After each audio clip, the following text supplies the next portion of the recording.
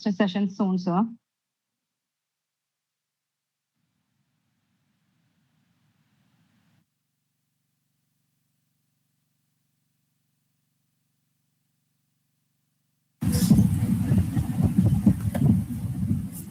Hello, good evening, everybody. Arun, you also joined up? Yes, sir. Yes, sir. Good evening, sir. Good, joined, sir. Nice, nice.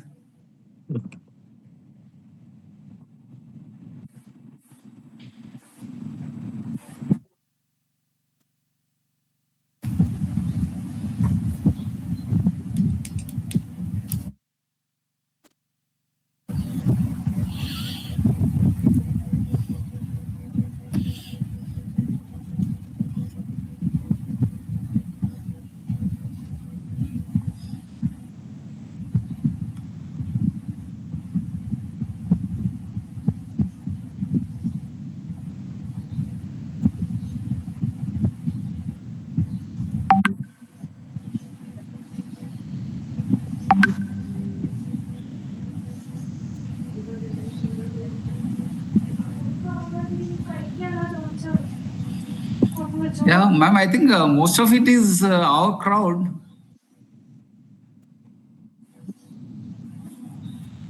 No, sir, outside, excuse me, sir. Sir, outside participants are joining and we will begin the session by 7 p.m. itself, sir. No, most of them seem hardly anybody from other colleges. Yes, sir, many others, sir. There are some, no? Yes, sir, sure. There are outside participants also. They are joining, sir. Okay. They will begin by 7 itself. Good. Anyway, welcome all. It's very nice. Participants, nice dear participants, we will be beginning the session by 7 p.m. itself. Okay. Shaj sir, one of my friend who is working in Royal Enfield, he joined, sir, Mr. G.S. Krishnamurthy. Hello, sir. This is Krishnamurthy. I'm also a research scholar in Amrita. So I'm doing research in mechanical department, sir.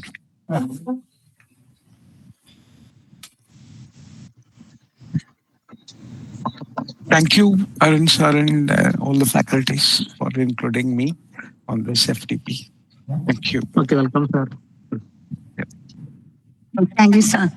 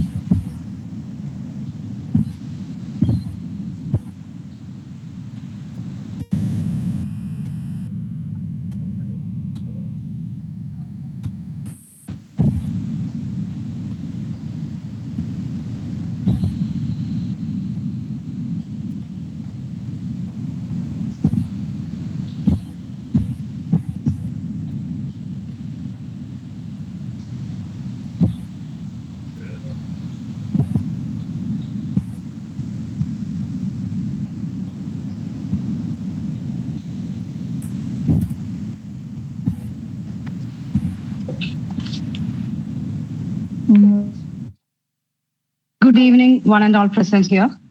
It gives me immense pleasure to welcome all of you to the inaugural function of the 6 days faculty development program on From Idea to Impact, research paper writing, publication, and patent filing. This faculty development program is designed to provide a holistic understanding of the complete research life cycle, from research ideation and problem identification to data-driven research, high-quality academic writing, ethical publication practices, patent filing, and research commercialization. The program aims to strengthen research competence, improve publication success, promote ethical research practices, and enable research outcomes with meaningful societal impact. This FDP is organized by Department of Electronics and Communication Engineering in association with the Research and Development Cell of Vidya Academy of Science and Technology Technical Campus, Kilimanur, reflecting the institution's continuous effort to foster a strong research culture and academic excellence. To formally commence the inaugural session, I now invite Dr. Jayaranjani N., Head of the Department Electronics and Communication Engineering, Vidya Academy of Science and Technology Technical Campus, to deliver the welcome address. Ma'am. Thank you, Anjana. Am I audible? Yes, ma'am, you're audible. Yes, yes. A very good evening to one and all. It gives me an immense pleasure to warmly welcome you all to the 6-day online faculty development program titled From Idea to Impact, Research Paper Writing, Publication and Patent Filing, organized by the Department of Electronics and Communication Engineering in association with the Research and Development Cell of Vidya Academy of Science and Technology Technical Campus, Kilimanur. On behalf of the management, principal, organizing committee, and Department of Electronics and Communication, I extend a heartfelt welcome to all the faculty members, research scholars, industry professionals, and all other participants who have joined us from various institutions. Your presence truly enriches this program and reflects a shared commitment towards advancing quality research and innovation. We are deeply honored to organize this FDP under the guidance of our principal, Dr. T. Madhavraj Revima sir, Director Brigadier Shaji sir, was PC, and Academic Coordinator, Dr. Shalit sir, who constant support and vision continue to inspire academic excellence. I also extend my sincere gratitude to the coordinator and all other Electronics and Communication Engineering Department faculty members for their dedicated efforts in beginning this program to a success. This FDP is designed to provide a holistic understanding of the research life cycle, covering problem formulation, scholarly writing, publication strategies, and patent filing over the next 6 days. Participants will gain valuable insights to transform research ideas into impactful contributions. We are privileged to have a distinguished panel of research persons from renowned institutions whose expertise will greatly benefit all participants. I encourage all participants to actively engage in the sessions, interact with the resource person, and make the most of this learning opportunity. Your participation, feedback, and commitment will make this program a meaningful and rewarding experience for everyone involved. Once again, I extend a warm welcome to all and wish you a productive, enriching, and inspiring faculty development program. Thank you and have a wonderful session ahead. Thank you, ma'am. Thank you for the welcome address. Moving on with the felicitation, I cordially invite Brigadier K.S. Shaji sir, Director with the Academy of Science and Technology Technical Campus, to grace the occasion. Sir, please. Okay. Good evening, everybody. Congratulations, HOD Dr. Jayaranjani, and all the wonderful participants. Compliments to the principal, Vidya, for having organized this faculty development program.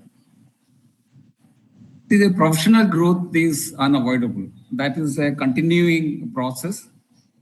And life is going to be exciting once you evolve onto this path towards your growth. As I look at it right now, if you are in the academic field and being a postgraduate is half you, is half a personality of what you should actually be or what is the potential which is there in you. You all have had wonderful uh, innings in getting an engineering degree as well as post graduation, but this effort is only made half of what you are or what half of what you should be, and the other half is to be a research scholar and achieve PhD, to be accepted and to move towards your next level, to be an HOD, to be a principal, to be an orator, to be a speaker, to conduct seminars like this. And your whole life is going to be a different ball game altogether once you do a PhD. So I'm very happy to see a large number of you joining, especially new faculty from Vidya, as also each and every member from other colleges and other fields who have joined us for this session. I hope we'll get some practical tips from professionals, because ultimately there are some of you who are actually doing it and some who are the fence sitters who are still not decided or who still not got that push. I would say that, please have a discussion with yourself as well as with your spouse at home. If your husband is working, if your husband is an engineer, please take the blessings from the wife. And most of you being ladies, please get your husbands, listen to them at least on this count for achieving your professional growth. Please have a sitting, and this is going to be a hard and completely enjoyable and satisfied path that you should be taking. So please break this inertia and achieve something that is so near each and every one of you. I'm emphasizing this point that each and every one of you should be getting it and can get it, provided you break this inertia and you go towards getting it. So I would say that let this faculty development program organized by the EC Department of Vidya Academy of Science and Tech be a real game changer in your career, be a great catalyst for people like Arun and others who are already doing this, PhD program and research scholarship, and for others who still the doubting Thomases to please start. Please start after this. Let this talk be a great enthusiastic motivation. Let it provide to you. Please share your doubts. Please clarify from people who have come. We have get a great panel, and starting today with Dr. Malu. She's been having an exceptional career, and her contributions are speaking very high of it. And I'm wonderful experiences she has got. Let us have, I will welcome on behalf of all of you, and I hope she will make this session really motivating and inspiring for each of you to take that step forward. So all the best for the FDP, and let us see good attendance. Let us see maximum benefit by each and every participant. All the best. Thank you. Thank you, sir, for your encouraging words and valuable guidance. With this, we come to the end of the inaugural session. Before we conclude, I kindly request all the dignitaries, resource persons, faculty members, and participants to please turn on your cameras for a group photo session. I request everyone to remain on the call for a few minutes while we capture the photographs.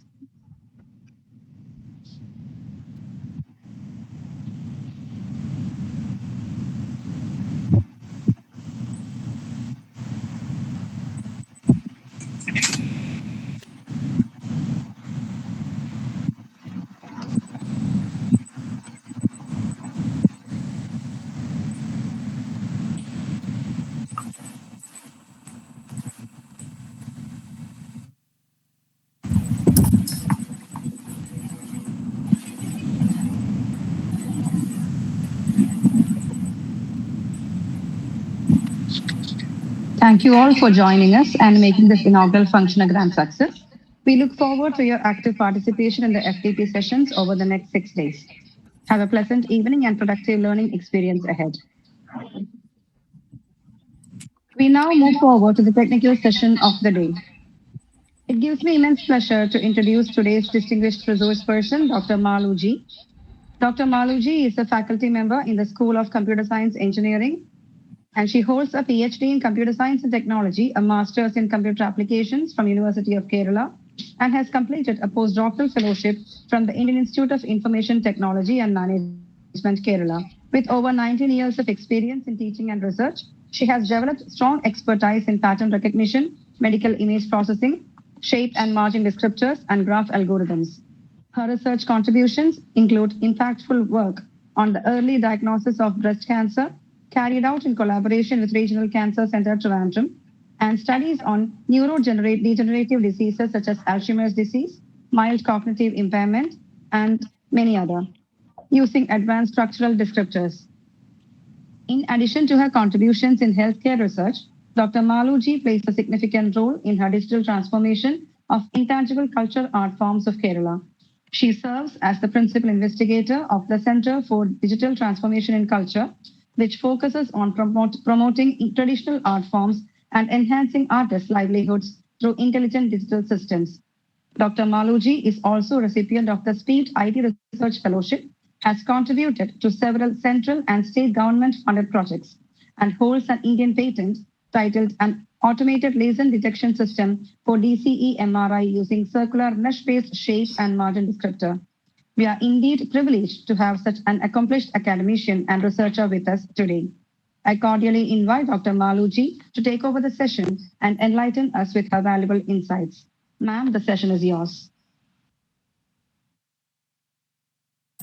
Thank you, Anjana.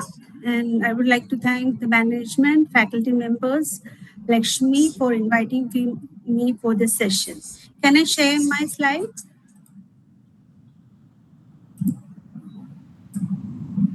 Yes, ma'am. Okay. Can you see it now?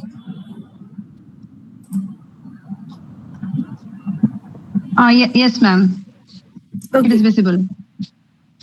Okay. So I came to know that faculty members from different streams are here for this faculty development program. So I have framed presentation accordingly. So now the topic for today's presentation is how to choose a problem by mentoring students for their projects. Okay, so critical thing is the identification of problem and how this problem can be converted into a fruitful result, right? So the problem selection, how to choose the best problem, the problem that is relevant to the society, how you can motivate your students, you can mentor the students to choose such a problem, and how these problems can be converted into data and a model to get the fruitful result. So that is the primary focus of today's presentation, right? So all of us know that we are from a beautiful world. If we consider our Kerala, it's surrounded by Western Ghats, our Arabian Ocean, and many other diverse nature, right? So many rivers, animals. So we blessed with so many things, right? Our society is 100% literacy we attained in Kerala, but the thing is not so happy because we are utilizing our earth, but whether we are able to take care of our earth. we are considering what each and every factor, the environment, the people, the forest, the ocean, whether we are considering all these things, since we are utilizing and make use of it, whether we are considering all these things while utilizing its resources. Not now. So we are suffering from air, water, sound pollutions, right? So our Earth is not so much happy uh, for us, right? So the pandemic created so much struggle for us. Again, the animal attack is happening frequently in our uh, nearby places. So many people are suffering from poverty. And what about war? Hmm? The people nearby, neighbors, the nearby countries, they are involved in war. Some disaster is happening around us. So, if we want to live a better world, we have to take care of these 5 Ps, right? So, we have to take care of our planet, people, prosperity, peace, and partnership. This is not only for us, this is also for the future generations. Okay, so these 5 Ps, if we are able to take care of these 5 Ps, you can provide a better life for the future generations as well. Okay, so how to rebuild our earth? That's the question. Hmm? So here, Digital University. I am from Digital University, from the School of Computer Science and Engineering. Here, our tagline is curate a responsible digital world. Okay, how our knowledge, our skills, our passion could be converted into what? Build a responsible digital world. That is our aim. So in my upcoming slides, you can see some problems, some applications, and how we are able to convert these applications into real life problems using digital solutions. Okay.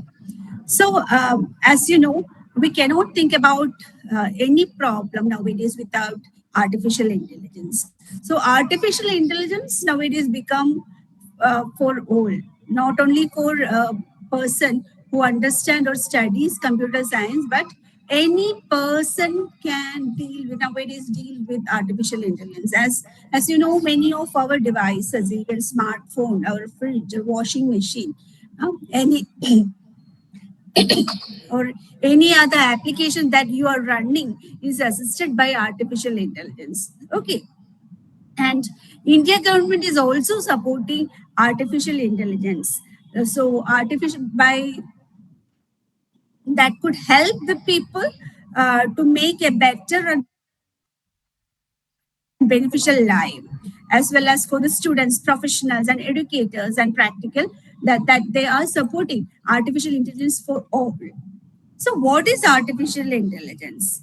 Okay, so to understand how this artificial intelligence become more about artificial intelligence, I would like to say about natural intelligence. Okay, so artificial intelligence is a system that could think like human or perform like human. That is a basic definition that can given for this artificial intelligence. But what is natural intelligence? How the natural living beings intelligence works, how their thought process is happening. Okay, so in the first picture you can see a bird. Can you mention which bird is this? Anybody? Ostrich. Ostrich. What it's doing? Can you see in the picture what the ostrich is doing? It's buried Buried its head. on sand. Why it's doing so?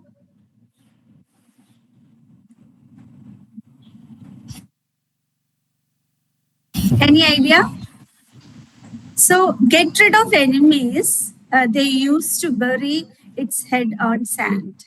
Okay, the ostrich intelligence is like, so that much intelligence is for ostrich. So whenever a problem comes, ostrich had a thought that what if he buried its hand, the problem wouldn't affect the bird. Okay, it will escape from the problem. That is the intelligence of ostrich. In the second picture, you can see elephant is painting on a canvas, right? Okay, but whether the wild animal elephant is had any inborn capability to do so? No, is it? But its trainer is able to train the elephant to do so, right? Okay, the next picture you can see a rabbit jumping out of a window, and here also after training the creature is able to do so. In the next picture you can see chimpanzee is doing some serious calculations, right? Okay, so whether it's able to understand the calculation? No. So, but how, why it's doing so? It's trying to mimic human being. Okay, so have you ever heard the story of Thirsty Crow? I'm sure some of you might heard about it. Thirsty Crow, story of Thirsty Crow. Anybody? Anybody wanted to say the story?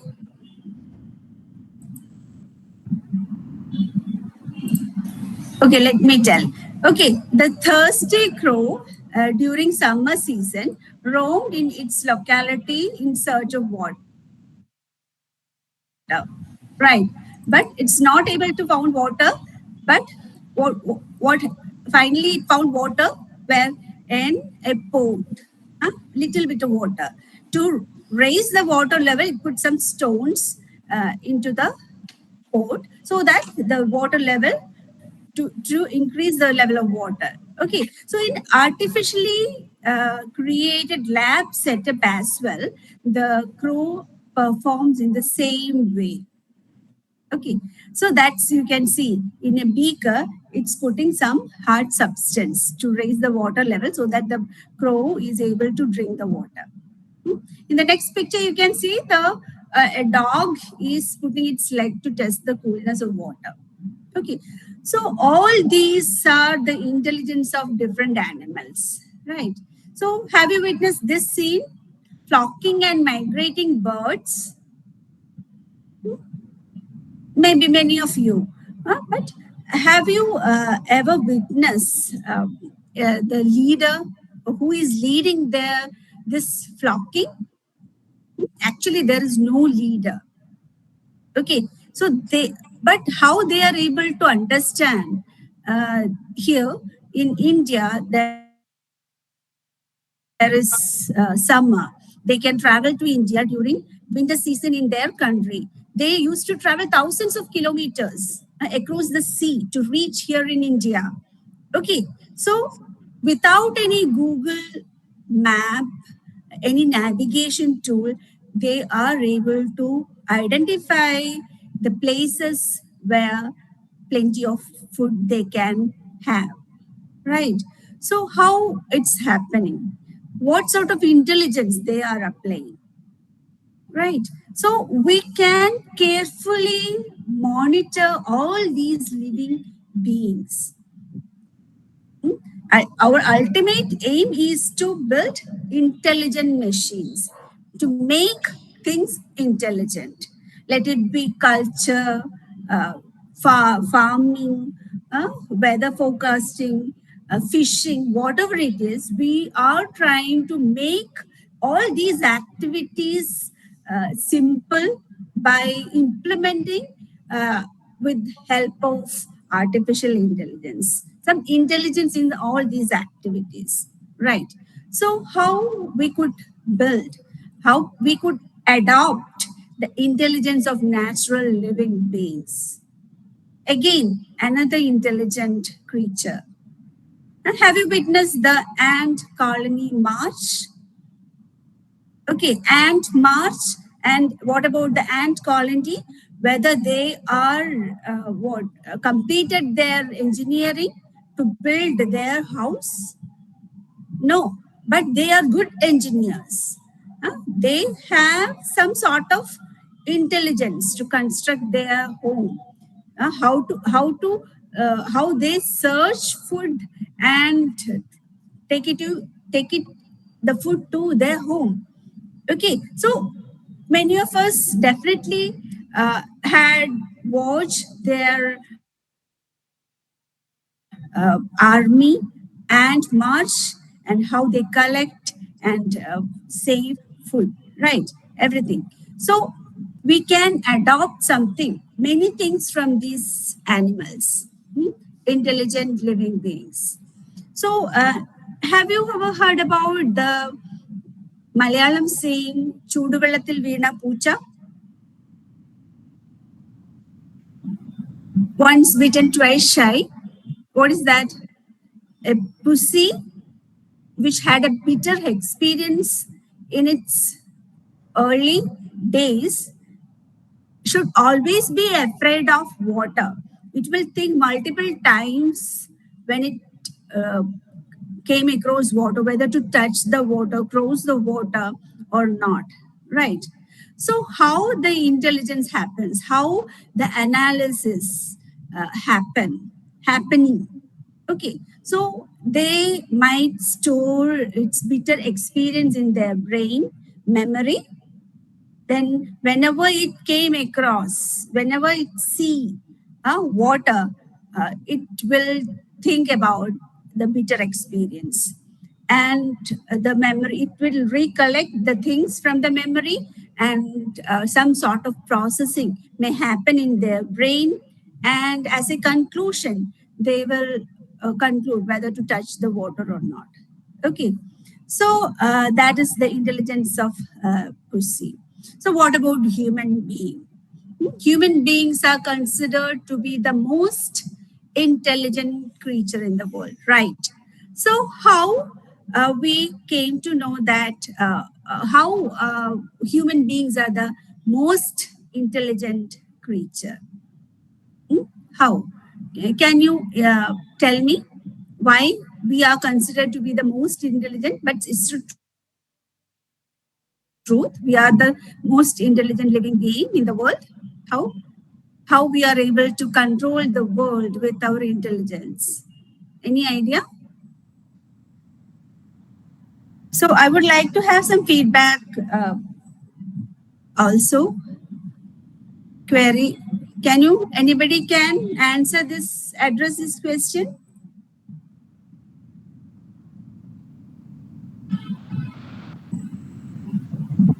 Anybody would like to answer this question?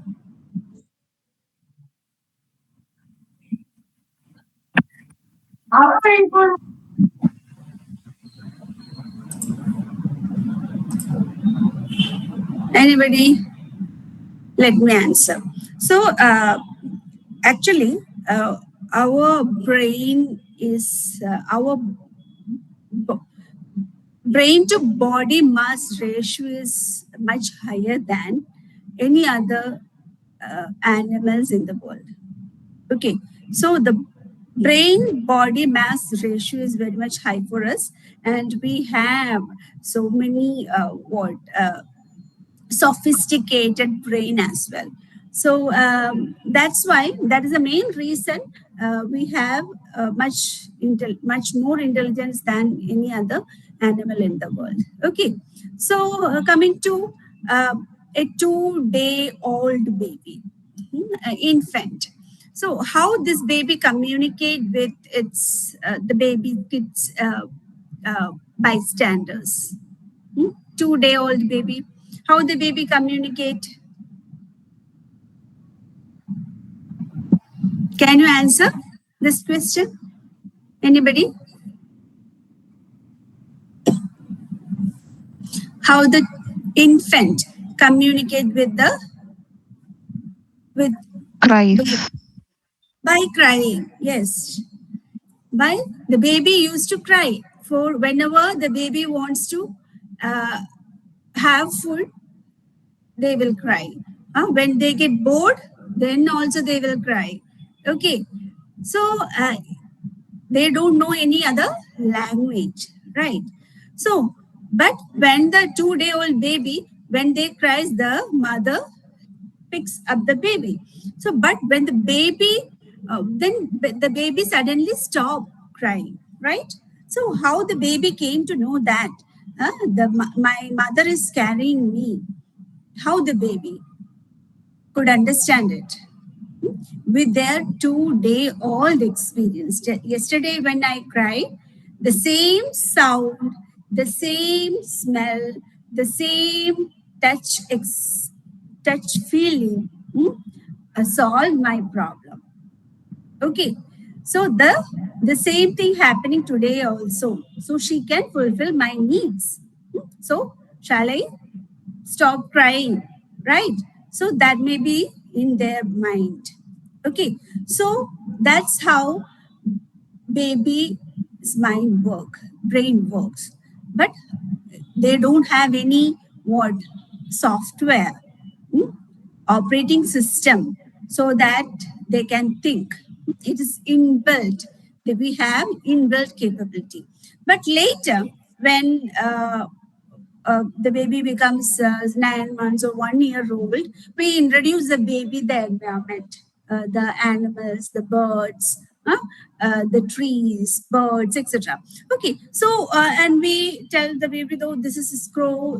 Look at this crow; it's black in color. It's a bird. It sounds like this, and the baby notice the bird, try to understand its color, shape, size, whatever it is. But when the baby came across Indian jungle crow, the baby will get confused. Why?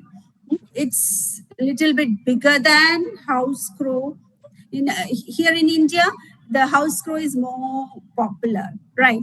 Okay, so when the baby came across Indian jungle crow, we will feed the baby that this is also crow, but its size is little bit bigger than a normal house crow. Look at its neck; it's black in color. Okay, and its sounds is little bit harder than normal house crow. So all the characteristics that distinguish between house crow and jungle crow, we try to feed into baby's mind. Okay, so then when the baby came across cuckoo, they will get confused. It's also black in color. It's also a bird, but what baby, whenever the baby came misunderstood, this is also crow, we feed the baby that look at its eyes, it's red in color. Its size is lesser than normal house crow or jungle crow. Now look at its tail, it's longer than crow. And what about the sound, right? So all these features, color, texture, shape, size, sound, its pattern of walking, flying, and everything we will feed into the baby's mind. We call it as the characteristics, the features that will be feed into baby's mind. Okay, so again, the coil, you can see another type of coil. Okay, so these are different varieties of coils. Okay, so all these things may be feed into the baby's mind, right? So by the age of 3 or 4, we came to know that a baby could able to understand and classify different types of birds, right? Okay, so next our aim is to make our machine intelligent, right? So our computer should also understand to classify different types of birds, different types of animals, so on. So how we train the system to understand, to classify different types of objects? That's a question. Okay, so we living beings capture things from the environment through our sense organs, right? The scene, the vision of what? The picture of crow, we capture through our eyes, right? The taste, the smell, the pressure, temperature, sound, balance, all these things we will capture through our sense organs: skin, tongue, nose, ears, and eyes. All these will be feed into our brain for processing. Okay, so the brain do the process and give back feedback to us and give some instruction to us to walk, to speak, or do something, right? Okay, so this is how natural intelligence works. Okay, so how the human perception happening? We human collect details from our environment, capture the details from the environment through our sense organs, that is our receptors: eyes, ears, nose, skin, tongue. Okay, that will be feed into our brain for processing. And after doing the process, the brain gives signals through the spinal cords, and it will reach our other body parts with these instructions, and we act accordingly, right? Okay, so how we think, how the human beings think. Okay, so we perceive things from the environment, we understand it, predict, and manipulate things, right? So what is artificial intelligence? So artificial intelligence, we can say that it's it's attempts not just to understand but also to build intelligent entities, right? So the system that could think like human or perform like human, and that is AI systems. Okay, so many scientists given different definitions for artificial intelligence. Somebody gave a system that perform like human, think like, act like human. Okay, somebody says it's rational, think rationally or act like rational agents, and that sort of systems are called artificial intelligence. Okay, so before going to the next session, I give a pause here, and if you have any queries, I am ready to answer it. Anybody? Do you have any queries?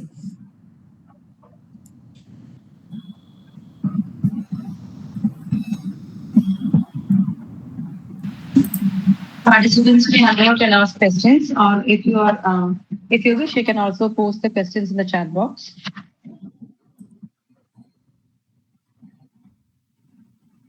See, madam, I would suggest that,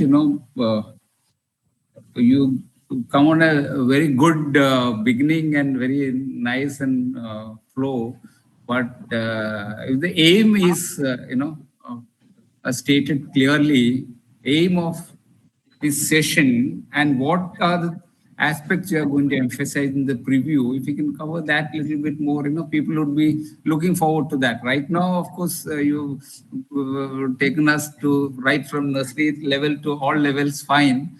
But a little bit more, we can expect. That's only this thing. Aim and preview, if it is broken down, then that'd be nice. Thank you. Okay, so let me move forward. So, so I came across what are the issues that we are focusing. So the told about the world that we are living, and actually the world is not much happy with us because of the actions that we are doing here in the world, and we are harming the world. Okay, so how we have to choose the problem, that's a question. To do some research or projects, that's a question. But without artificial intelligence, we are not able to, nowadays we are not able to move forward, solve any problems. Okay, so that's why I mentioned about what is artificial intelligence, and how we can club artificial intelligence along with natural intelligence. So artificial intelligence, we are trying to trying to make systems that think and perform like human beings or any other living beings. Okay, so what is the relevance of selection of a appropriate problem? Okay, so why this artificial intelligence in becoming a must area, like our mathematics or paper or any essential thing, food, water. Nowadays, it's becoming essential for everything. Okay, so any problem. So you must be aware of that. In 2024, Nobel Prize in Physics given to John J. Hopfield and Hilton. Why? Their invention of neural networks, artificial neural network, they are given physics Nobel Prize for their invention in computer science, right? Artificial neural network in computer science, as well as for the computational chemistry also. These scientists identified, constructed, built protein sequences with the help of artificial intelligence only. Okay, so that's why in any field, let it be science, mathematics, engineering, biology, brain science, whatever it is, if you are trying to solve the problem with the help of artificial intelligence or computational tools or digital technologies, your solution become more easy. Identification of solution, or it become quite easy, right? So any branch of science, any branch of arts, ecology, environment, anything, you can club along with many branches as well, many relevant branches along with this computer science. Okay, so let me come to some sustainable development goals. So in 2015, United Nations designed sustainable development goals that we should achieve it by 2030. Okay, so it's a 17 sustainable development goals they designed. So the sustainable development goals are no poverty, zero hunger, good health and well-being, quality education, gender equality, clean water and sanitation, affordable and clean energy, decent work and economic growth, industry, innovation and infrastructure. All these sustainable development goals are a must for our society. I have mentioned about the 5 Ps to rebuild our earth.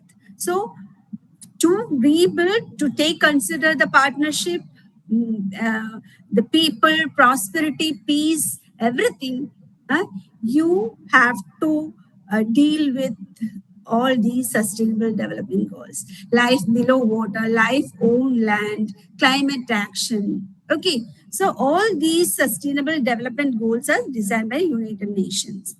Okay, so this sustainable development goals is also a must for us to rebuild our world. Okay, so it changes. Why this? What is the relevance of digital transformation for sustainable development goal? That's another question. Okay, so changes in the structure and rules that mediate the relationship between economy, society, and nature.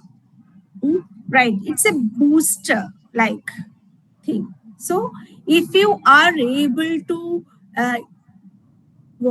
implement sustainable development goals with the help of artificial intelligence or digital technologies, or you do able to do digital transformation, it could improvise your economy, society, and nature. The environmental trends underlying that there is an urgent need for transformation for sustainable development. All of you know that a few years back, we are in, during the pandemic period, we used to stay in our home for a long time. In that time, we are able to communicate with the other people, or we are able to attend classes due to online education, online digital technologies, right? So there we are able to have, we are able to communicate. We invented different ways to identify ways for the solution as well. Excuse me, can I take a 1 minute break so that I got an urgent call? Sure, ma'am. Sure, ma'am. Thank you. We will wait. Thank you, ma'am. Participants may please be online. Hello, sir.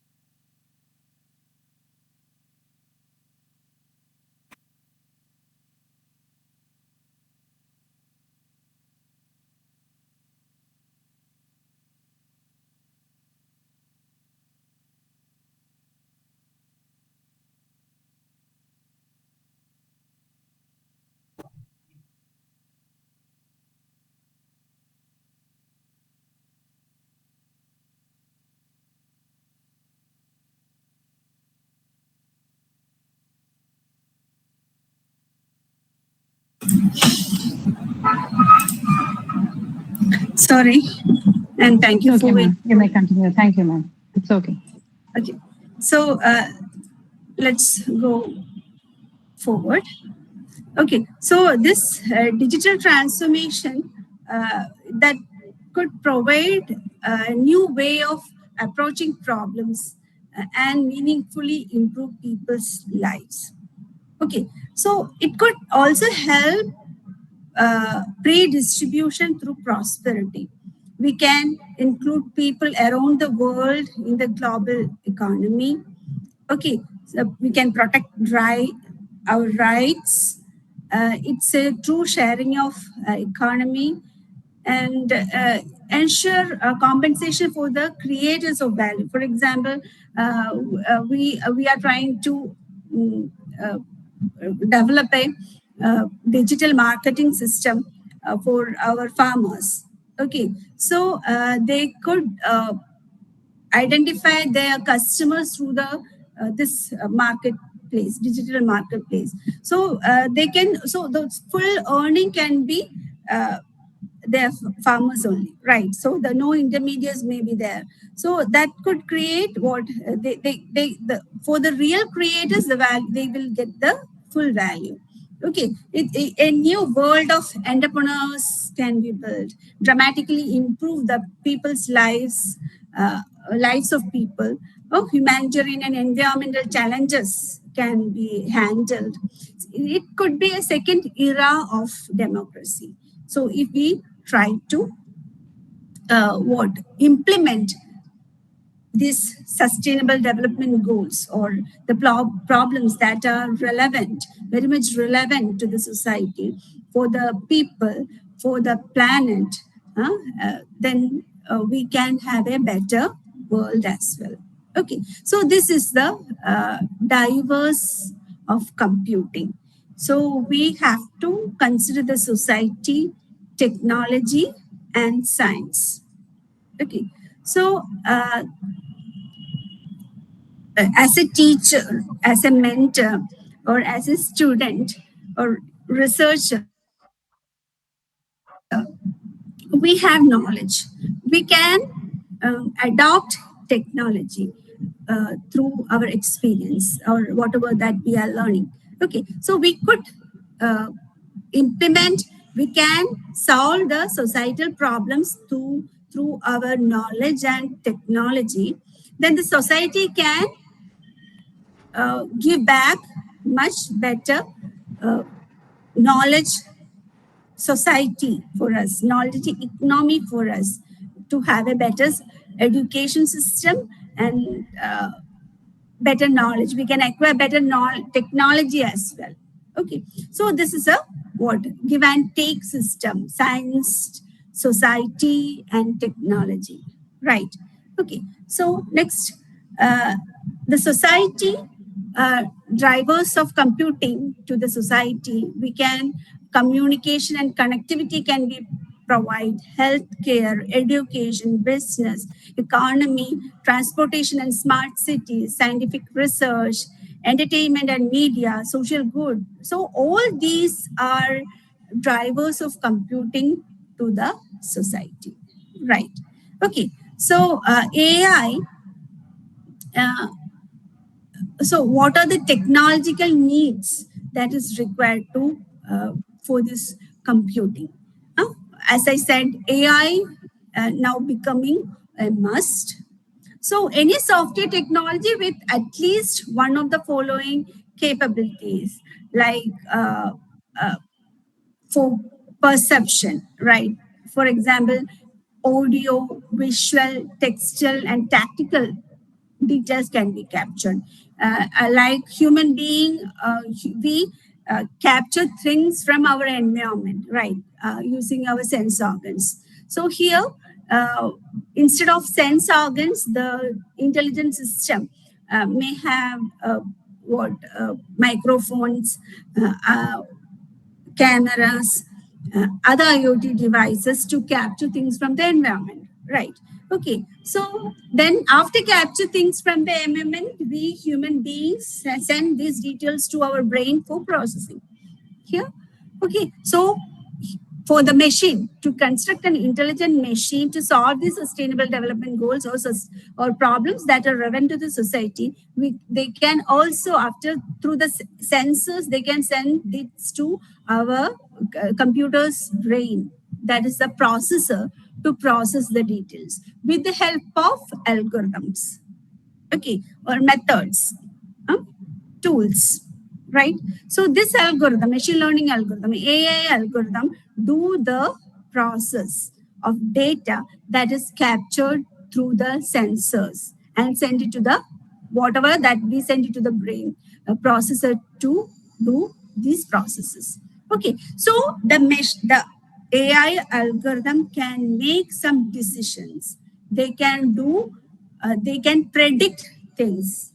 Okay, so they can also acquire knowledge extraction, and by identifying some patterns from the data.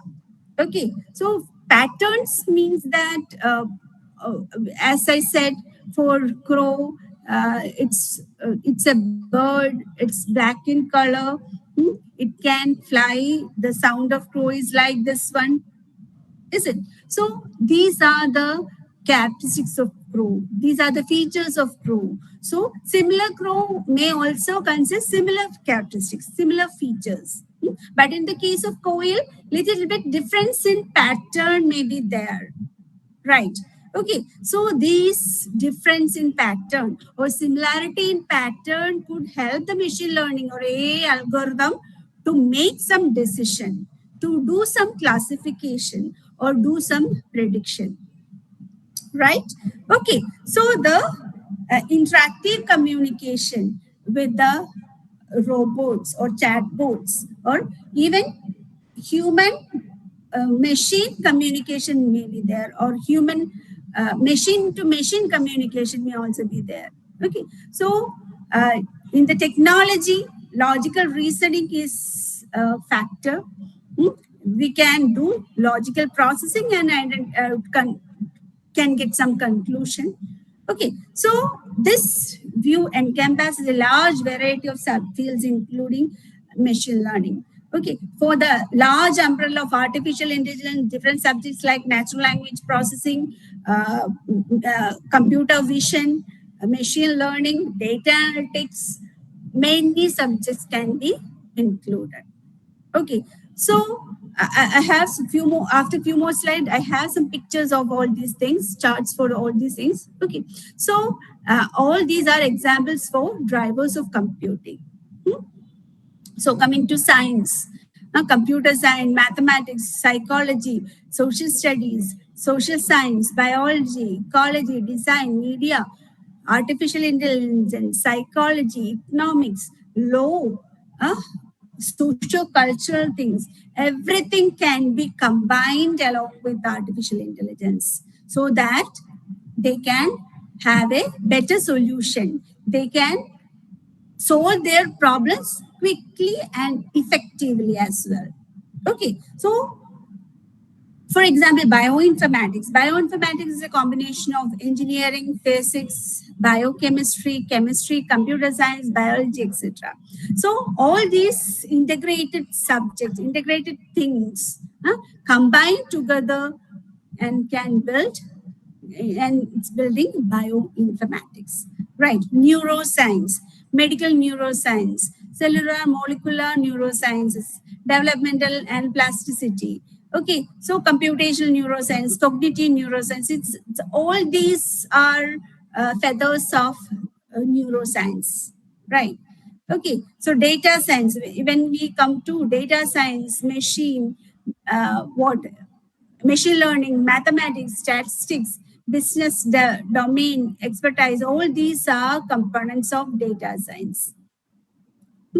Computer vision as well, biology, psychology, computer science, mathematics, engineering. So whenever you identify some problem that are relevant, so many subjects or disciplines may be there for that particular problem. You have to identify or segregate all these things separately, and what are the things that each and every component can provide, each and every subject can provide, whatever the solutions each and every subject can do, that should be identified.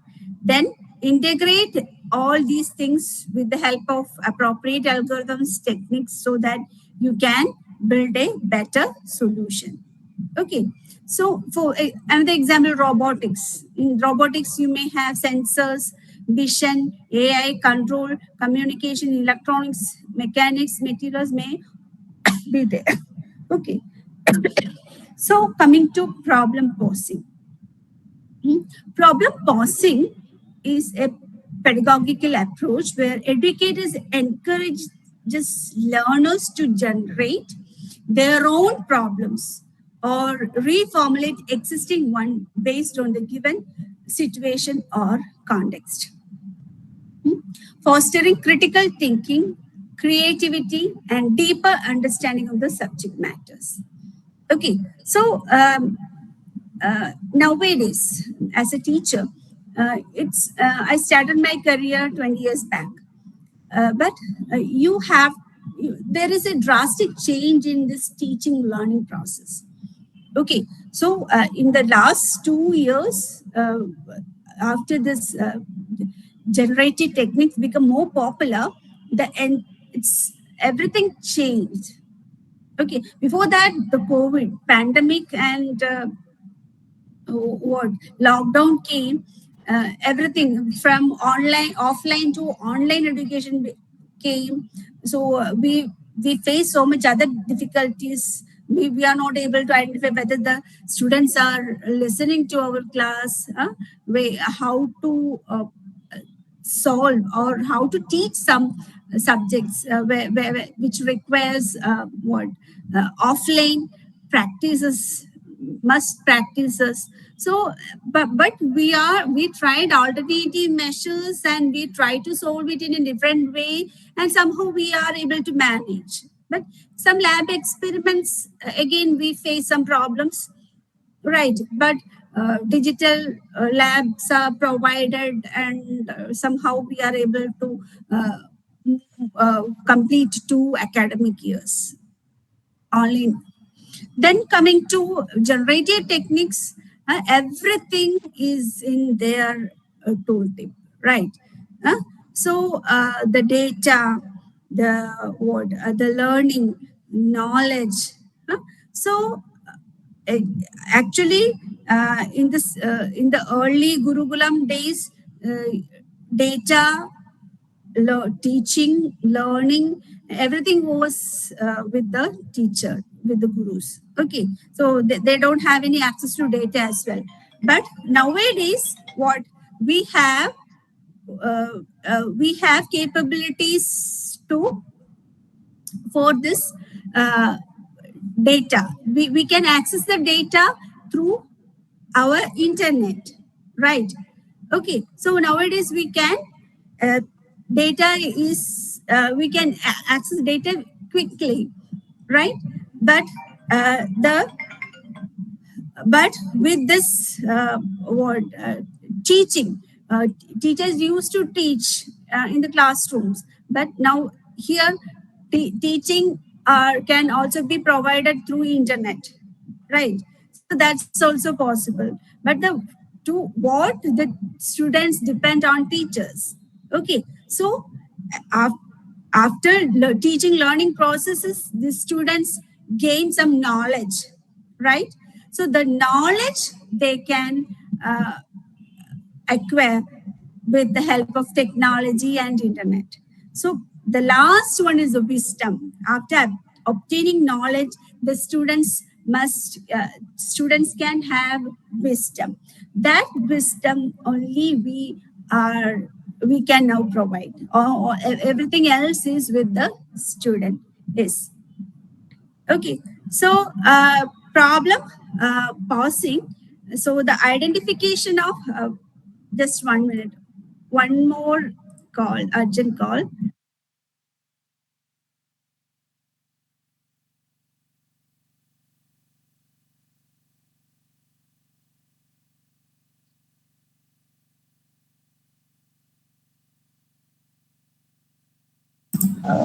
Hello, can you hear me? Yes, ma'am. Okay. So coming to the problem posing, the identification in problem posing, we have to identify new problems. We wanted to reformulate existing problems, facilitate critical thinking, fostering creativity, connectivity to reality, promoting active engagement. Okay, so I hope all of you must came across this projects and student projects, as well as some of you people are doing research as well. Okay, so when you choose a particular problem, as I mentioned, there are so many different types of problems in the world. They needs your help to solve that problem with your knowledge and technology. But the selection of problem is a factor. So you have to choose it with utmost care. Right. So for the identifying new problems, so if you consider student projects, you can see the student projects are repeating. Okay, the same problem they used to what the seniors, juniors, or everybody will choose the similar problems and try to solve it. Somehow they are able to solve and uh, uh, publish their report and get the degree and will go. Okay, so but if you are putting some effort to for mentoring them or solving the problem, right? So if you are able to identify a good problem that is relevant, very much relevant, don't try to solve existing problem. If you wanted to solve an existing problem, definitely you should reformulate the problem and solve it. One novel component should be there in your problem. Okay, so identifying the problem means you have to go through the literature, go through this sustainable development goals, even read the newspaper to identify some problems. There you can see situations where attention required, your intervention required. For example, animal attack. So if you are a researcher in computer vision or IoT sensors, so you can identify, you can able to solve such problems to avoid animal attack, to give some alarming system. Got it? So you don't tell the students to do these things. You have to motivate the students. You can ask the students to solve the problem, identify the identification of problem as well. You can mentor the students to do so, right? Okay, you have to boost their creativity to identify the problem, design the problem, design the solution, and finally modeling the solution, right? So connecting to reality. Whenever a problem is selected, identified, you have to check whether your problem, if you could able to solve this problem, whether the problem is feasible or not. Okay, so how to design a feasible problem? That is another question. You have to check so many parameters to solve this type to build a fruitful problem. Okay, so next I'm going to give you some insightful thought about some applications where your expertise is required. Okay, in public health, you can see in the picture, you can see a person who is in need of prosthetic leg. Okay, in the second picture, you can see a boy is way down since he's not able to pick his book in his hand. He is trying to read with the help of some assistants. Okay, in the next picture, a man who is suffering from vision and old age problem. She is suffering. Next picture, you can see a lady suffering from old age problem, cancer patient, a person who is not able to see, talk. Okay, so all these, so many different types of health problems are there. Here in another example, you can see this paralyzed person is trying to shake hand to Barack Obama with his prosthetic hand. This is his prosthetic hand, and he's trying to shake hand to Barack Obama. So, but it's not a just mechanical hand; it's a hand controlled by his brain signals, the brain signals of this particular patient. Okay, so you can see an electrode is placed here in his head, which captures the brain signals and send it to the computer for processing it, and accordingly this prosthetic hand is able to shake hand to Barack Obama. Okay, so he is picking this ball with his prosthetic hand, and which is controlled by his brain signal, right? Okay, so in many IITs, IIITs, similar studies are going on designing prosthetic hands and its experiments. Okay, so eye tracker is another device that is used to track your eye movements. Okay, so attention seeking by eye tracking could help you to identify whether you are concentrating on a particular object, you are listening while you are reading, while you are doing some operations.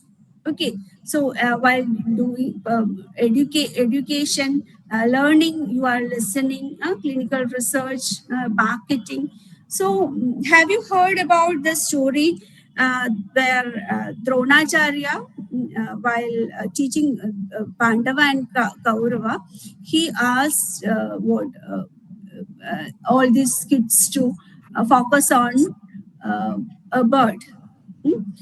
So only Arjuna said that and asked, and then the Drona asked all the kids what is in their vision. Okay, only Arjuna said that I am only able to see the bird's eyes. All other people, all other students said that they are able to see the leaves, the branches, the tree, and nearby people. Okay, so but only Arjuna said he can't see anything else other than the bird's eye. Okay, so when you want to put a ball in the basket while playing basketball, you should, if you are able to not able to focus appropriately to this basket, how you will put this ball into the basket. Okay, so while doing the operation, the doctor should be so precise about his operation and his vision as well, right? So all these things, all these education, all these projects, where where this attention where this attention comes, you can have a wearable glasses like in these wearable glasses they provide some camera. Okay, so with the help of camera, they are able to capture the retina movements.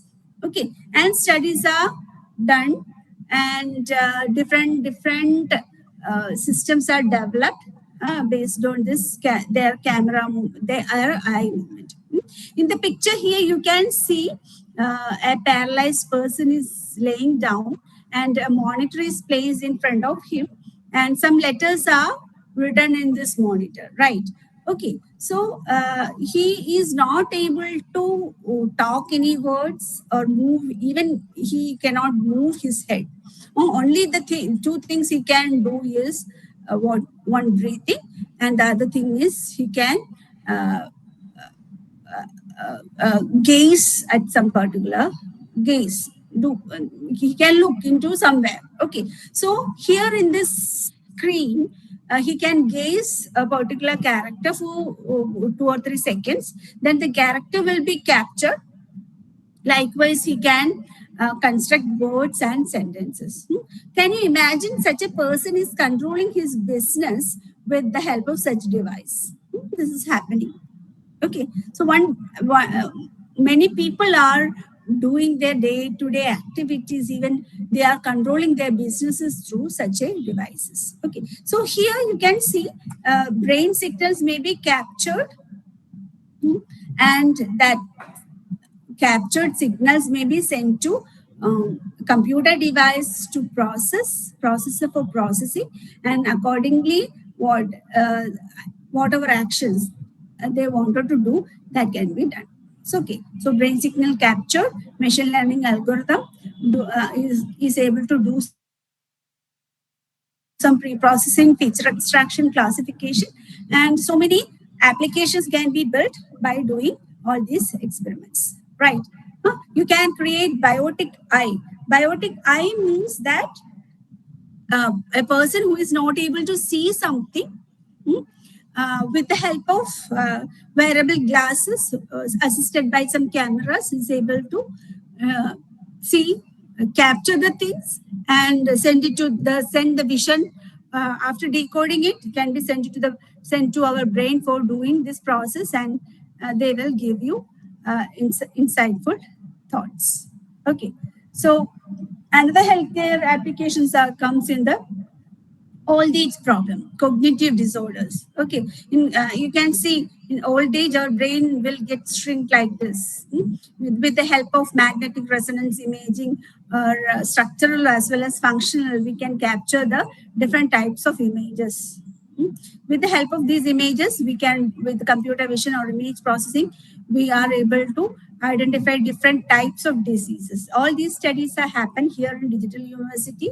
Another example is speech prosthetics. In speech processing, the person who is not able to talk due to some accident is able to talk with the help of assistive devices. Okay. Another thing is cancer detection, education, online education, personalized learning, voice assistance. All these intelligent machines can be built. Attention measuring, attention mechanism. Attention measurement can be done with the help of technologies, devices, online education. Even in art forms, we can teach through online environment, and process it, and can build teaching assistants. Then cognitive neurosciences of emotions, the looking into your face, what emotion, what is the feeling that you are now going through, can be measured. Okay, so education, different devices is there to support education. Then life-saving projects. So whenever you are constructing, you are doing some projects, you have to identify a project that is able to that is very relevant. Okay, so life-saving projects means that by doing these projects, you are able to save the lives of some people. Disaster management system, critical medical applications, and accident care. Okay, so we are not doctors who is used to save lives of people, but if can you imagine if your system is able to communicate with the paralyzed man who is not able to even talk, your system is a mediator to him. So how much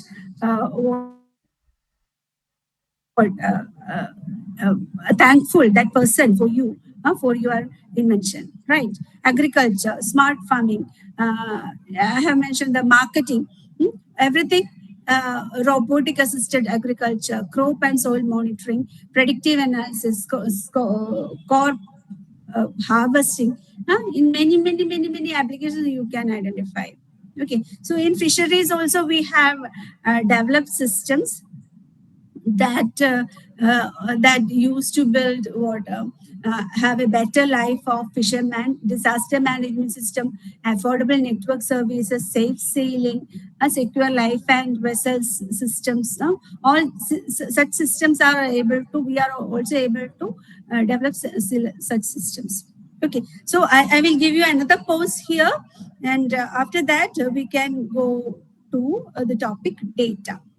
Any questions so far?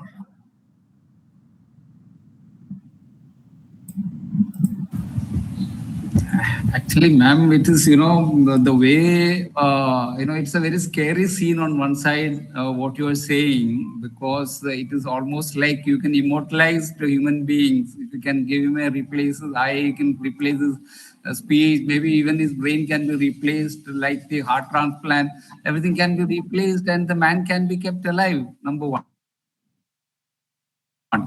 Number two, see the kind of opportunities or the field that is available. I would say that, boldly AI should be saying that AI aims to make man intelligent.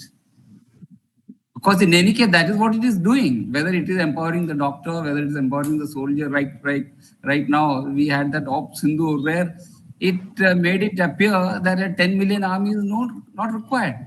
The whole job was done by machines, whether it's credit to the armed forces or to the machine technocrats who made it, but that's how it is. So it is going to be a very transformatory time, and the opportunities are so immense. And you have an elephant, Mr. Trump, in the room, and it has to be addressed. It's a problem the whole world is grappling with. The whole world is grappling with. So, as a digital university, it is strength alone that respects strength. We need to develop and deliver, win the admiration and, show the hope to the world. That is what is, I would say that why I'm saying this is because in the 90s and 80s and all, Indian IT had a great standing. I'm not sure if it is there now because, so that is an issue that, digital university and all should be addressing. Okay, thanks. Actually, that's what I wanted to say also.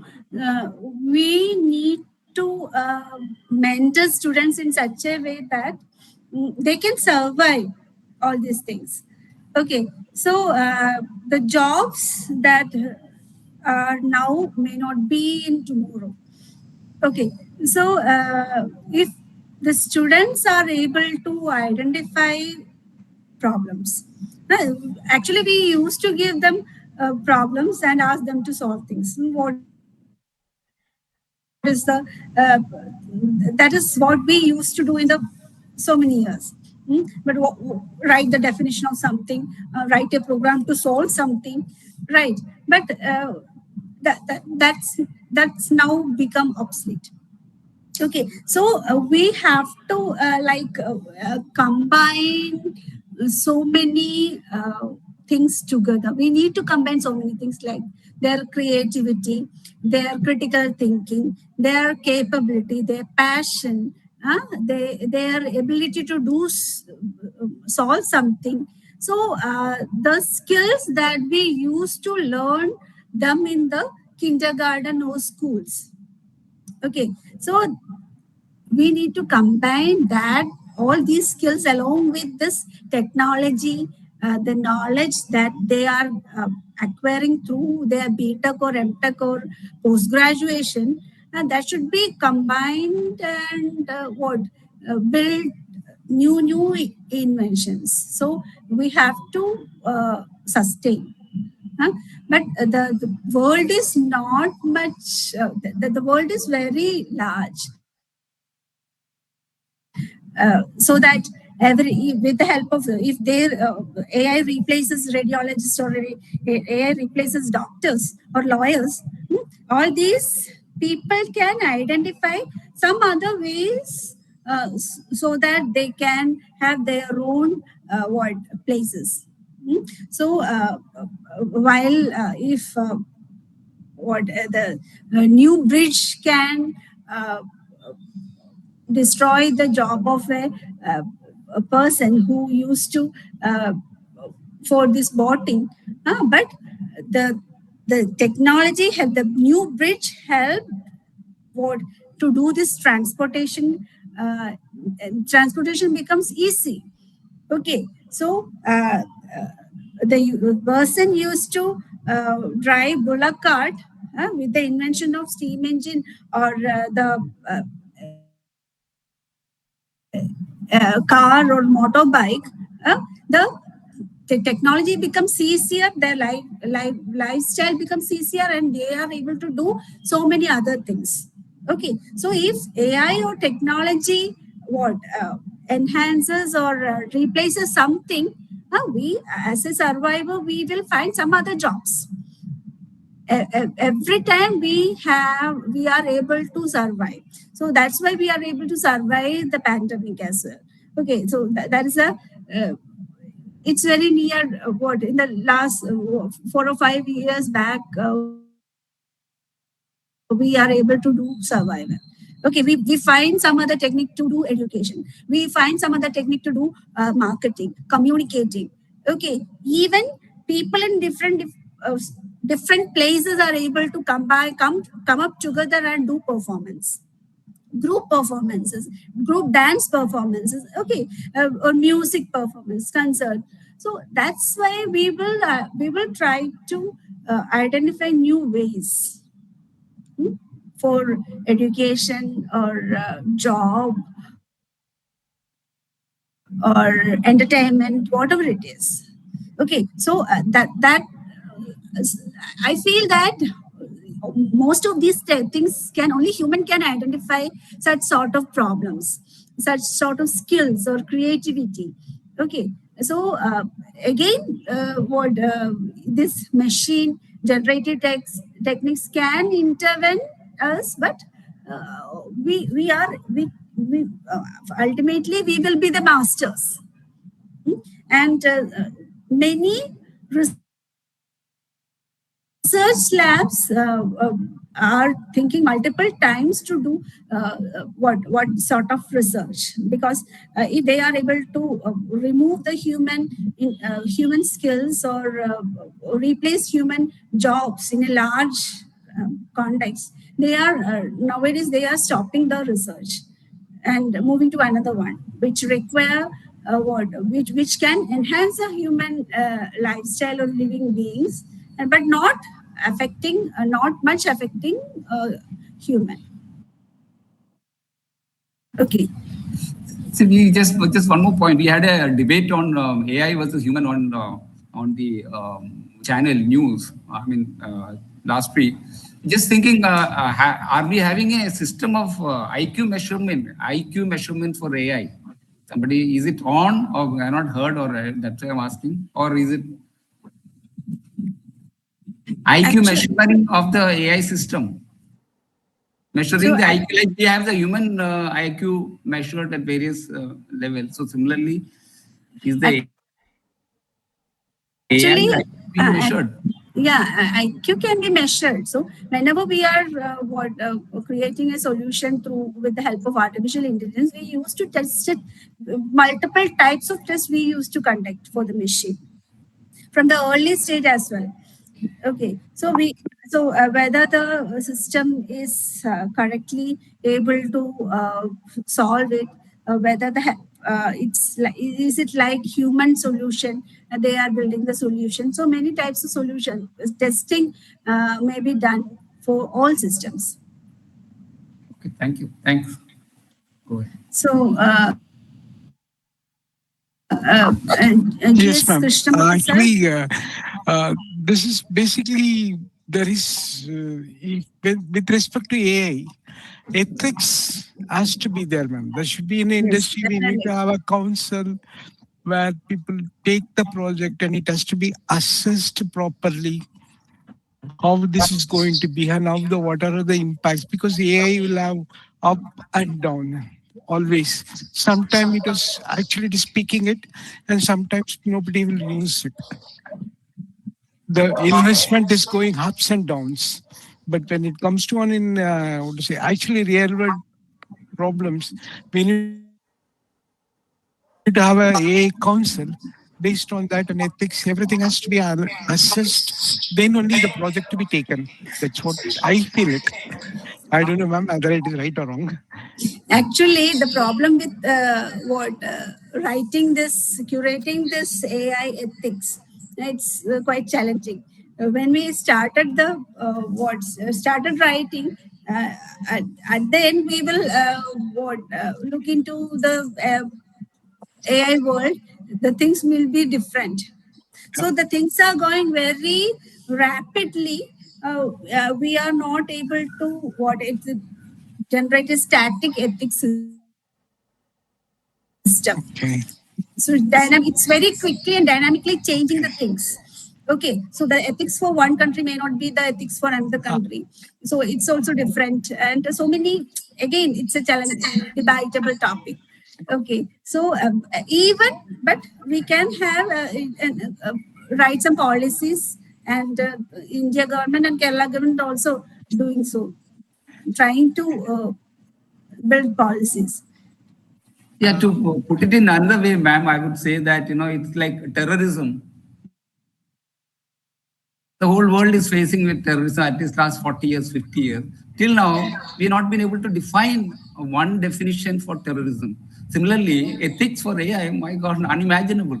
Man first needs to have its ethics in place for himself. Then only, you can think of having ethics for, you need another Jesus Christ or somebody coming like that. It's just a good thing to pursue, that's all. Don't Yeah. look for solutions. Actually, it should be a tailored one, sir, actually. That's why we need to have a kind of council where whatever the proposal will be analyzed by the eminent professors like us. Then only the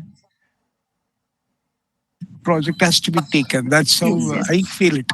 Some sort of a council where all the proposals will be assessed but say across multidisciplinary, they need to analyze and they will have to put what is positive and what is negative. Based on that, ranking will be done. Then we need to take the project. That's my thought. Yeah. And we generally will, though it is giving it, but sometimes we fear that people will be misled. Okay. That is also one. That's why I raised this point on ethics, ma'am. So, because it is not giving, what to say, it is actually the natural intelligence and using a generative intelligence, it is actually natural intelligence goes down because the strategy, what to say, generative intelligence takes away completely. We stopped working on it. Is it, that's what I feel it. Am I making sense, ma'am? Okay, shall I move forward? Yes, please. Okay. I will try to finish it in 5 or 6 minutes. Okay, so after identifying the problems, as I said, we have to check the feasibility of the problem. As you said, ethics may also be considered, and we have to check other factors like whether it's it help the human being or destroy human. No, that all aspects identified, and we decided to move forward. So then we have to convert this problem into a solution. We have to design the system. Okay, so as I said, data may be captured from the environment. The data can be facts, figures, numbers. So only the machine could only understand the numbers. And whatever you capture through the environment, let it be fact, figures, video, visual, whatever it is, it should be converted into numbers so that it can be the algorithm, machine learning algorithm, AI algorithm can do the process. Okay, so the data can be in various forms. It should be converted into number. Okay, so in the context of computing, the technology data typically refers to digital information that is stored and processed using computer and software applications. Example, digital data including databases, spreadsheet files, and documents. Okay, data is essential in various fields, including business, science, healthcare, social science. It is used to gain insights, make informed decisions, and solve complex problems. So the process of analyzing and interpreting data is known as data analytics. So, and it's involved various techniques and tools such as statistics, machine learning, data visualization. So the data is mainly of two categories. First one is the quantitative category, and the second one is the qualitative. The qualitative thing means that the words, images, observations, conversations, photographs are qualitative, while the numbers, test, counting, measuring things may be considered as a quantitative. So whatever that you capture through the qualitative means should be converted into quantitative. Then only the machine learning algorithm is able to do the process. Okay, so the data collection techniques. So whatever data that you wanted to collect for your project can be collected through observation. First one is through observation. You can do some tests for the data. If you can do some chemical test. If you are doing some chemical projects in chemistry. Okay, you can do surveys. Okay, Google Docs can be distributed and do some surveys for this analysis. Then document analysis. All these are the examples for data collection techniques, and all these data should also be converted into in the form of numbers so that the computer could understand it. Okay, so in the quantitative methods, there are two types of variables called as independent variable and dependent variable. Suppose, for example, you want to measure results of some students. Okay, that is an independent variable. Result of one student may be independent of another student. Okay, so that is an independent variable. But dependent variable can be number of hours the students used to study for the subject. Okay, some people studies for 6 hours per day. Some others study for 4 hours. All these may be dependent variable for their exam results. Okay, so quantitative measures, dependent and independent variable, could help you to build the classification systems, regression systems, and so on. Okay, so as I mentioned in earlier presentation, earlier slides, I have mentioned that data is there, can be captured from the environment, and with the help of this data, you can build information. Okay, so the presentation observations, you processed data is called information. From the information, we can build what? Knowledge. With the help of experience, the knowledge could be built. Okay, so next stage of context is the wisdom. With the help of knowledge, you can have some enlightenment like wisdom, so that you can have a better position, right? So the knowledge, information, data. My name is Malu. That's the data. So from the data, this marks of 100 students in a class, we can say that average marks of students in a class is 75, which means that is the information. Okay, so studying in a subject, you will get knowledge. Okay, so understanding knowledge, for example, the weather for last 50 years is with me.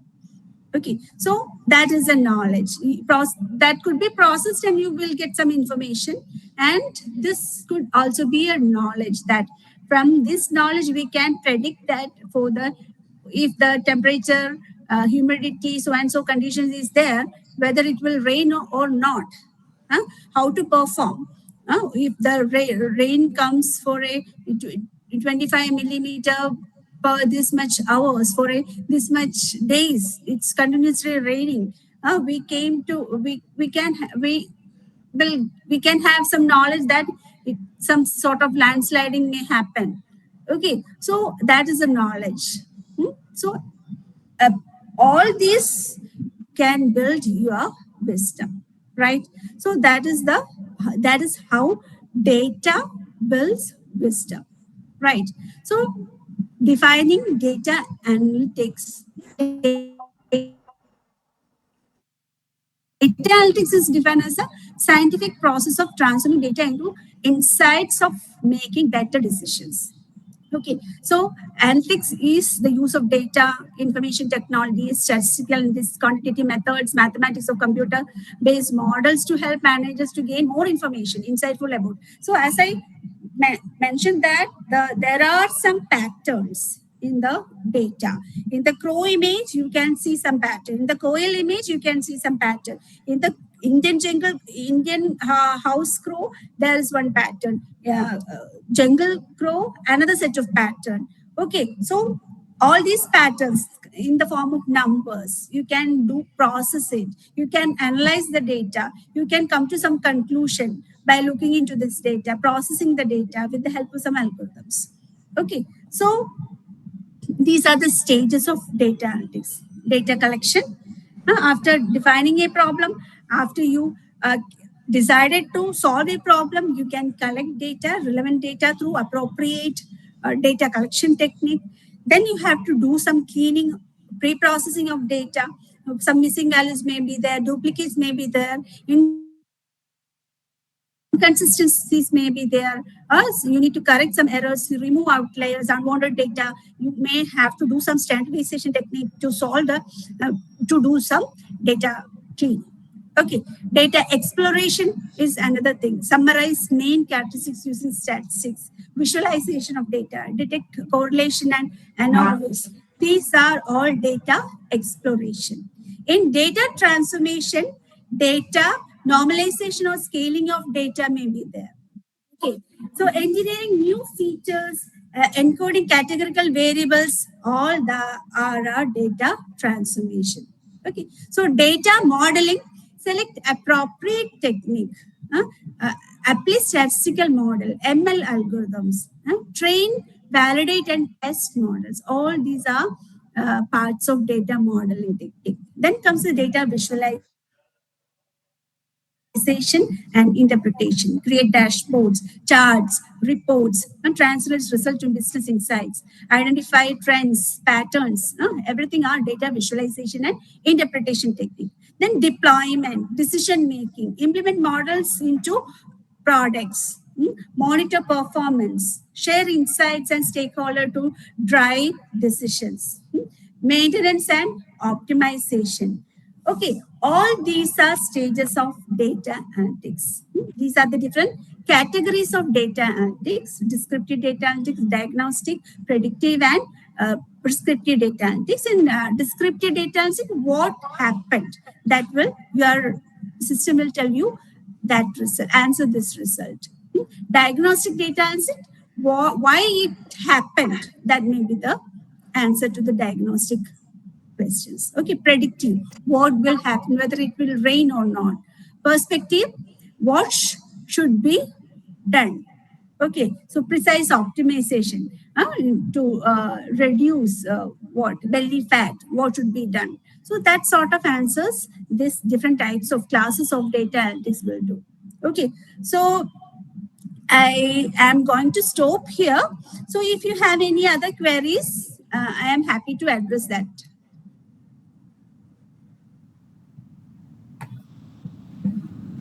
Participants may raise hands if they have any queries. You have the raise hands option in the Google Meet. And if you have any queries, the participants may raise your hands.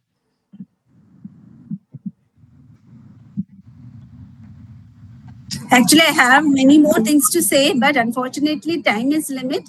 I'm stopping here.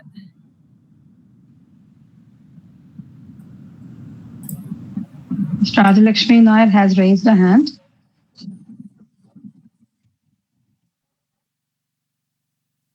Lakshmi Miss, can you do the needful, please? Good evening, ma'am. Good evening, ma'am. Ma'am, can you give some suggestions, like what advice would you give for the early researchers, like how to start or to choose a strong starting point? Actually, literature review. Go through the existing works. Okay, so how new systems are built? What are the recent trends, techniques? What is the relevance? Even reading newspaper could help you to identify some problems. Okay, so I know it's quite difficult to read so many things. It is better to go for some workshops, seminar, international conferences, attending the conferences, and how researchers tackle these problems, how they are dealing with this, and this could help they to have a better understanding of all these things. then literature review, definitely have to do literature review and Google it. You may be familiar with scholar.google site. So many papers are there available here in the site, and go through read good journals, journals with high impact factor. Okay, so it may be quite difficult to understand sometimes. So understand this journal papers, but you can solve. Thank you so much, ma'am, for your valuable suggestions. Thank you.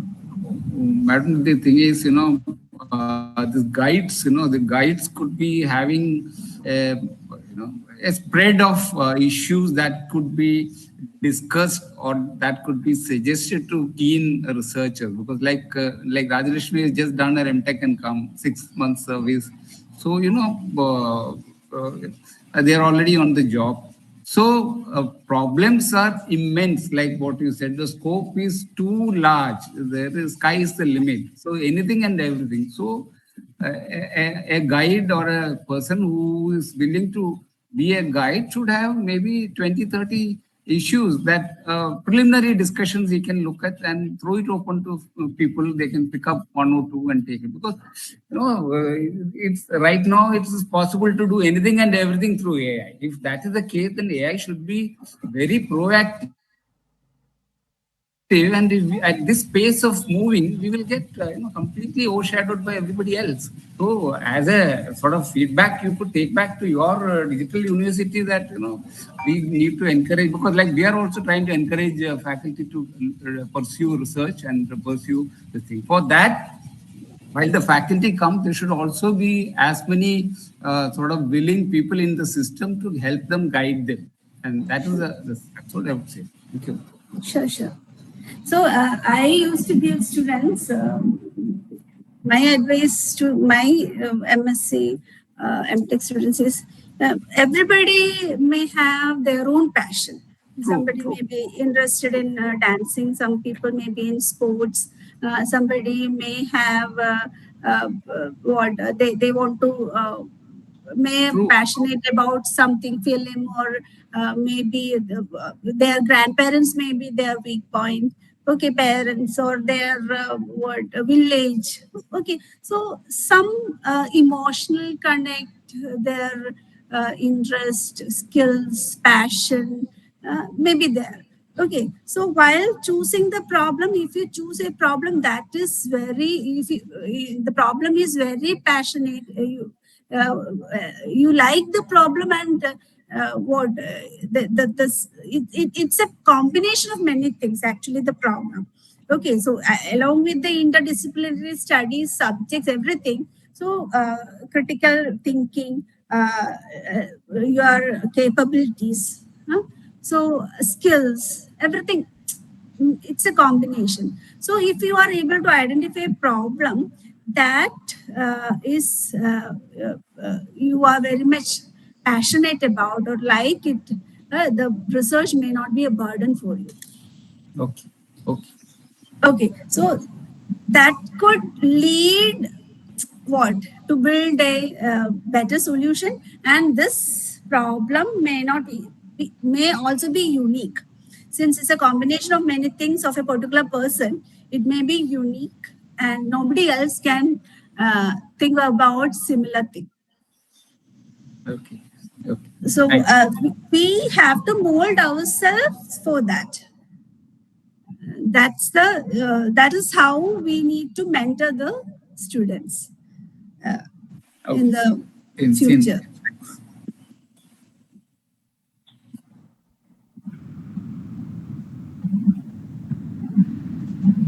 Any other participants who have doubt may please raise your hands, or else we can conclude the session now.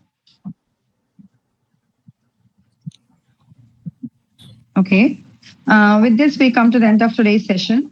On behalf of the organizing committee, I sincerely thank Dr. Maluji for a very informative and insightful session. We truly appreciate your time and valuable inputs, ma'am. Thank you all to the participants for joining us today. We look forward to meeting you again tomorrow at the same time, 7 p.m. for the next session of this FDP. Thank you all and have a pleasant day ahead. Thank you so much. Good night. Thank you. Thank you, ma'am. Thank Thank you. you. Thank you.